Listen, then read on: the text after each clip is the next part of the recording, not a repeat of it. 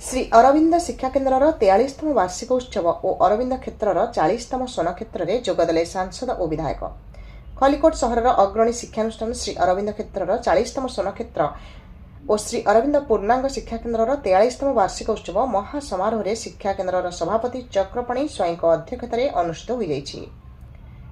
आयोजित मिलित उत्सव में आसिका सांसद श्रीमती अनिता सुभद्रश्री पट्टनायक मुख्य अतिथि भाव जोगदेइथिबा बेले खलिकोट विधायक पूर्णचंद्र सेठी सम्मानित अतिथि भाव जोगदेइथिले।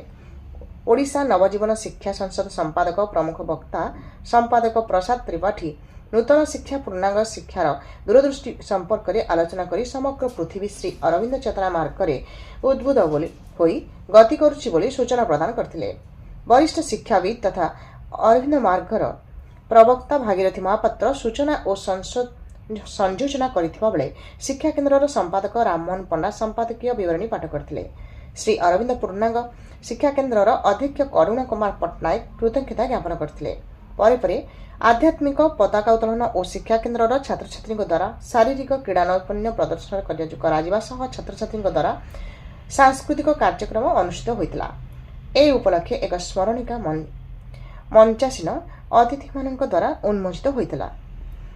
उक्त कार्यक्रम में शिक्षा केन्द्र अपा भाई माने अंशग्रहण करथिले। खलिकोटरू माधव बेहरा रिपोर्ट। आज प्रमुख प्रवक्ता श्री प्रसाद त्रिपाठी महोदय, आम गहन उपस्थित संपादक राममोहन पंडा महोदय, आम गहन उपस्थित अध्यक्ष श्री करुणाकर पट्टनायक महोदय, आम गहन उपस्थित थे एठकार स्थानीय विधायक बड़ भाई श्री पूर्णचंद्र सेठी महोदय। अन्य को व्यस्तता कारण से संपूर्ण भाव में आम संगे रही पारे।